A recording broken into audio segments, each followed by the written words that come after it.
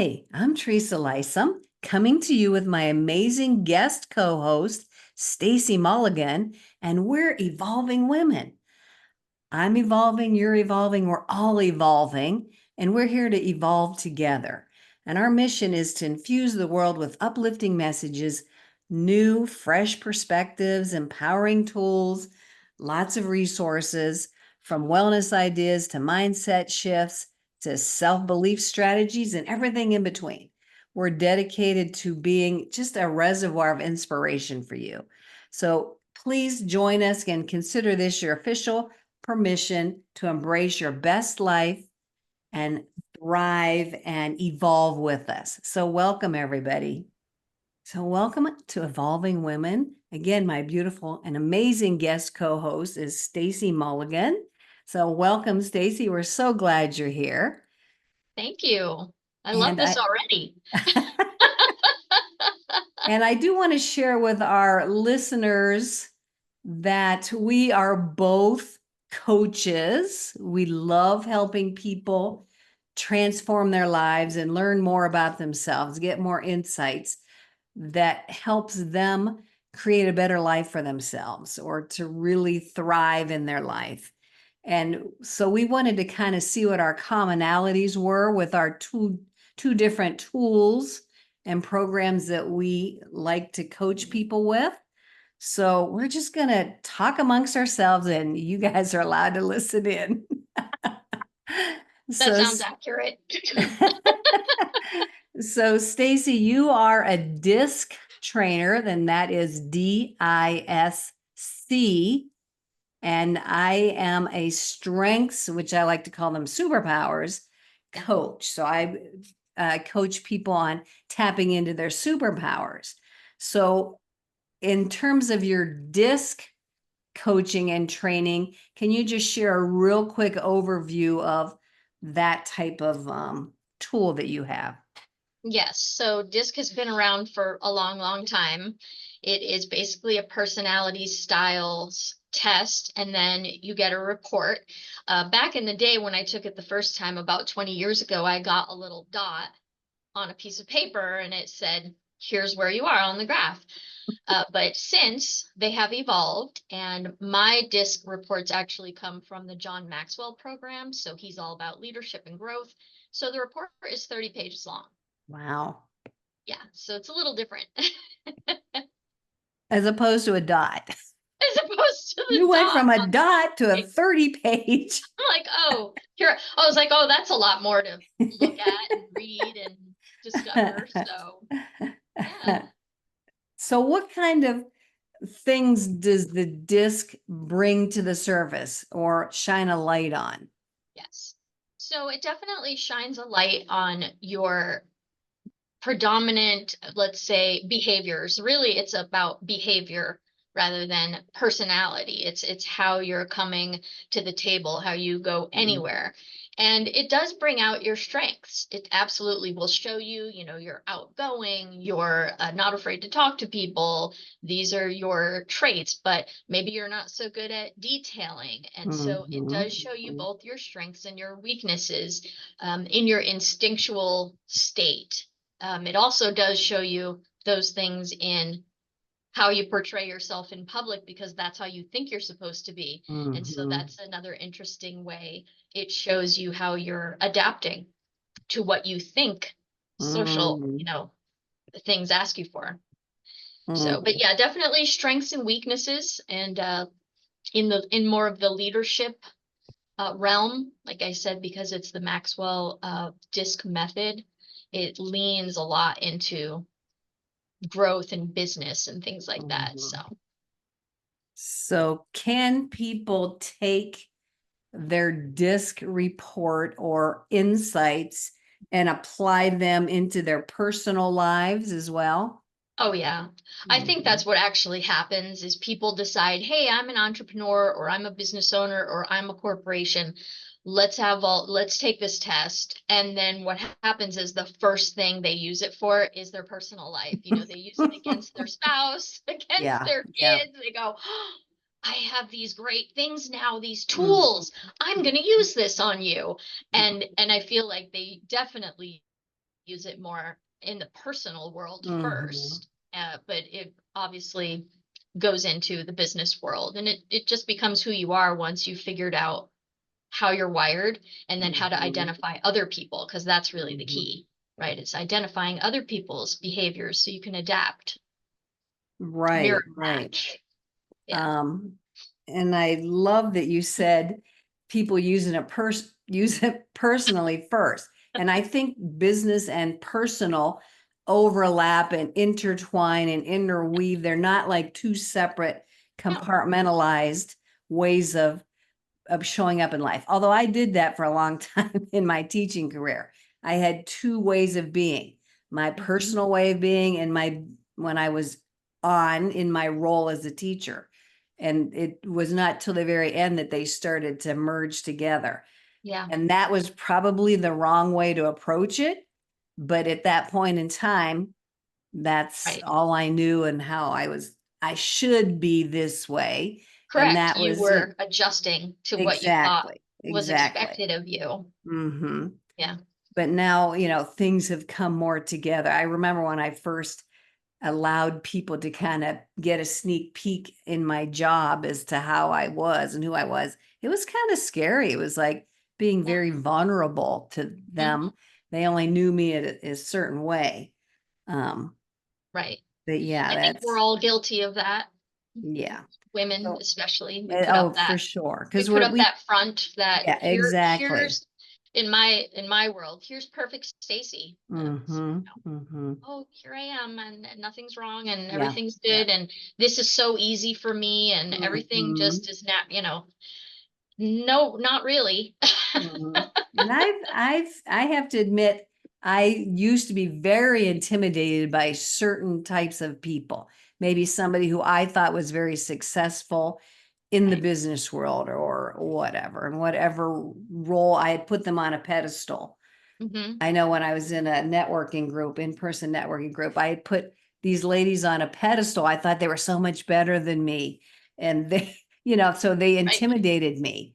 Yeah. And then when I started to have one-on-ones and learn more about them personally, it was like, oh, they're just like everybody else. Like I had done that for myself, thought that they were perfect and everything came easy to them. And no, Right. they had Yeah. just as much crap going on as everybody else. Yeah, exactly. And I think that's important for us and our listeners to remember, like we all are doing our best in our lives. Mhm. And some people might be at a different place than we are, and they're showing up with their certain strengths, superpowers, their Right. traits, and so they have a whole different set of tools to work from than we do. So like why do we even compare ourselves to them? Yeah. No point. No Just compare point. yourself to yourself. But No, that's what we do, I that's know. what we do. I don't We're know if so we're silly. yeah, we are silly. Humans are silly. We're so We silly. have to laugh at Yeah. ourselves because when we take ourselves too seriously, that's when the stress really sets in and Right. the depression or whatever people deal with. Um, but yeah, that's being our authentic selves. I just saw a good definition of authenticity the other day and I wanted to save it and I don't know where I put it, but it was just like showing up as ourselves and not putting on those facades and not comparing ourselves to others and just being comfortable in the Right. fact that we can be ourselves, we don't need to try to be anybody else. But it's like we're fighting these societal or cultural things that we've taken on. Right. Right. Absolutely. It's taken me a very long time to allow myself to be myself. Mm-hmm. And actually, the course that I teach around disc personality styles, I actually named it Embrace Your Authenticity and Thrive, Love that. because it's all about embracing who you are. People sometimes they get a report and they go, "Oh my gosh, I'm all in this column," let's say, and they say, "Well, that's bad, isn't it?" Well, no. It's not Mm-hmm. bad. Yep. Yep. There's no wrong answer on the Right. test. Yeah, you Right. might want to work on some other things, but those are your strengths. So feed Mm-hmm. into your strengths. Right. You're great with details, then own that and Mm-hmm. use that.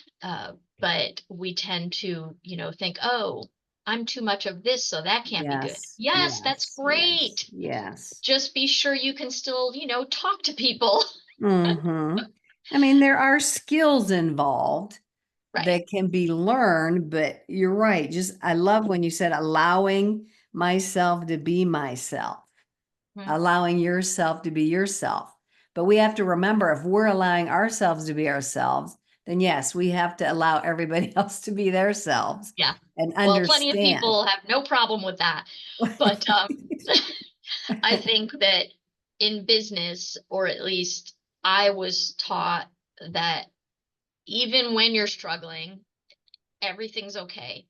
And don't let anybody see that. And, I was raised by a single mother. So Mm, I was taught that struggling was almost a good thing. It was like a badge of mm-hmm. honor. Yep. Oh, I Yep. struggled. I made it. I did it. And if Mm-hmm. you weren't struggling, then there was no win.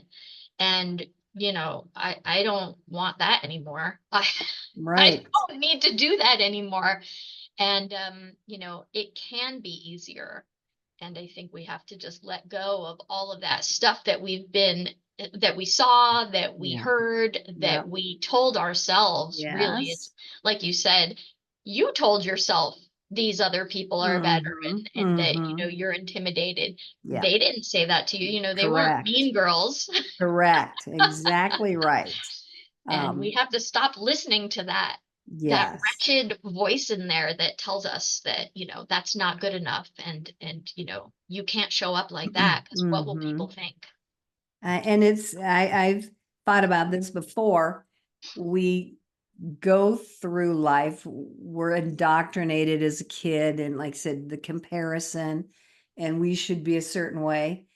But everybody is walking through life with this facade that they're Yeah. trying to show up as perfect.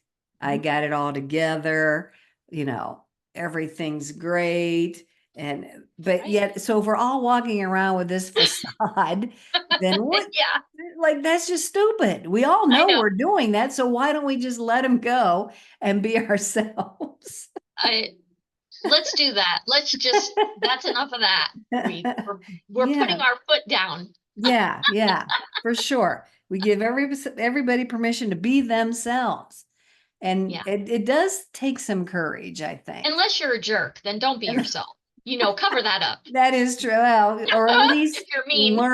learn to work with that and, Right. and still be accepting and respectful of other people. Right. So Right. like I said, that's a skill to be able to, communicate and work with others. Right. So I Exactly. guess even people that are in showing up in life that way, they can learn those as well. Hmm. I know I have a couple, well, one family member for sure, so afraid of first asking for help and second for other people to see her as being weak or less than, or she can't do it herself. Like you had Right. mentioned already, like we don't want other people to see that. Like, why not? Like if we Right. can't do it all ourselves, we can't do it all ourselves. So what? Right. Well, and we were taught that, if you didn't do it all yourself, then you're not good enough. I Yeah, yeah. am a huge believer in I need help. I don't Mm-hmm. necessarily call it help. I call it maybe collaboration, Mm-hmm. right? Because it's not, yeah, sure, can I hang a fan if I had to? I don't want to. So guess what? I'll ask my husband, hey, Yeah, can you do this yeah. thing? Can you help me? But Right. even in business and, launching courses and things like that, I want help. I need help. Mm-hmm. First, I don't want to do it all by myself. It's so much work to do everything by yourself. They Mm-hmm. always Yep. say two heads are better than one. So Yep. So just ask. But yeah, I think it's something we have to unlearn, that asking for help, I think is empowering Yeah, yeah, rather than the opposite. yeah, I would certainly agree. And people love to help. They You do. know, They do. it makes them feel good that they're able to help somebody in some small way. Right. I'm always happy to help somebody. Yeah, I love me it. too. Me I, too. Me too. and So when it's, people don't ask for the help, it's like, oh, come on, just all you need is a yeah, little bit of, let me just, and yeah, they're, yeah, oh, no, yeah. You no, just need to do one little thing and I know. everything will be great. Please, please let me help. Please let me in there. Or, I get frustrated when I ask people, what can I do? What do you want me to do here to make this situation easier? Like, nah, I got it. That kind of, I don't want to say hurts my feelings, but it's almost like, oh, like I wasn't given the opportunity to um help you, even in a minor way, cut some vegetables, or whatever, Right. that would have taken some stress off of that person, the host, Right. whoever's hosting, whatever. That just came to mind because that just happened not too long ago. Oh, did But it? like, just Yeah. like, I was almost like, oh, like I kind of felt like, oh, I didn't Right. get to help. Uh-huh. Well, and I am on the other end of that. I'm the hostess with the mostest, and I don't need anybody's help. It's not that I don't need it, it's that I don't want anybody to have to do work while they're in my home. Mm, But I have since realized that when someone is asking if they can help, they genuinely want to help, and that yeah, makes them yeah, feel more welcome and makes right. them happier. And so I've learned to say, hey, yes, please, could you put this Hmm. over there or whatever it is, And because they want to help. And I And think as women, we're like so used to doing it ourselves. yeah, We'll just do it because we know we could do it the way we want it done. And right. which, Yeah, yeah, okay, I get that. But yeah, just like throw the other person a bone, just let right. them do it. Hey, take these forks to the table. That's Yeah, maybe that's all they something like wanted. that. Right, right. Oh, but don't put them there. Yeah. Or they go over here. And that's something we have to work on letting go as well. Like for me personally, who cares where they're put, Like why doesn't it have to be the certain way that I believe it should be? Why can't it just be I'm still anyway? working on that. I'm still working on Well, I that. mean, it's a lot easier said than actually done, Right, right. Like a lot of things are easier said than done. But to Everything. actually allow ourselves to let go of certain things. I had Yeah. this thing about drawers, shutting drawers. We don't have the self-close things, you have Mhm. to shut them all ourselves. And my husband doesn't always shut the drawer right. And it used to drive me nuts. I had to Uh-huh. like talk myself down and who cares? I can just push it shut when I go past. It's my thing. It's not his, so I can't get mad at him for that. That must be a man thing. Oh, And I do get mad. I'm like, oh, actually, I used to say that to my son and my husband. I'd say, neither one of you can sneak through here and do anything in the kitchen because you've left a drawer open, you've left crumbs on the counter, you've left a wrapper. I know exactly what has happened in here. yes, exactly. If you've left evidence. All the I evidence, all know. the evidence. I know it's women. That's how women think. I've learned that they think differently. They see those details, and I Yeah, guess we can't blame men for having different ways of thinking in their brain. no. And Um, actually, one of my best friends, she does that with the cabinets and drawers. I mean, she leaves them wide open. I went to her house one day for a party, and she's walking through the kitchen and she's got a cabinet open. Like, what are you doing? Somebody can take the riot. You're just gonna leave it open like that? She goes, oh yeah, I didn't even know. She had like 3 or 4 cabinets and wow. drawers open at the same time, and I lost it. I'm like, I can't believe we're friends. How is this happening? So yeah, after that, like the next day, she sent me a picture of one of the cabinet doors open, Oh, and I'm that is like, hysterical. I can't do it. Oh, that is so funny. But again, that's in Uh-huh. your head. and the Right. way you like things. Right. But because we have to have that, I believe, our awareness around that, because we're just judging people randomly for Yeah. things going on in our head that they know nothing about. Right. You know, Right. we're setting up the rules in our head, and then we get mad when they're not following the rules that are in our Right. head.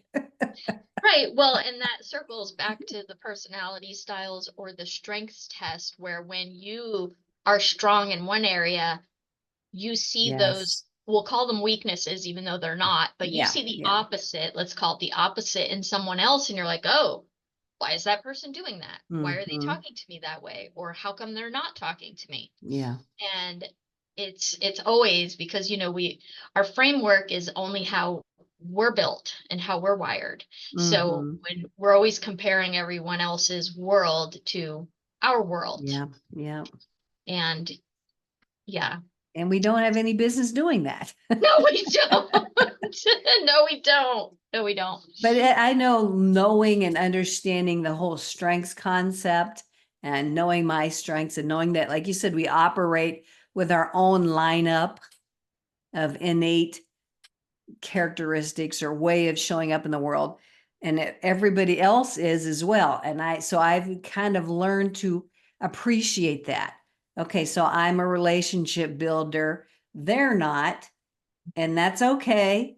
I need to, maybe reach out to them a little bit more because they're a person that doesn't like to connect with other people, Right, right, so it's given me a way of being less judgmental, more accepting, and give other people more grace, even though they don't know anything about the concept of strengths. right. But in my own mind, it allows me to be more accepting of them. Have you found that with your disc?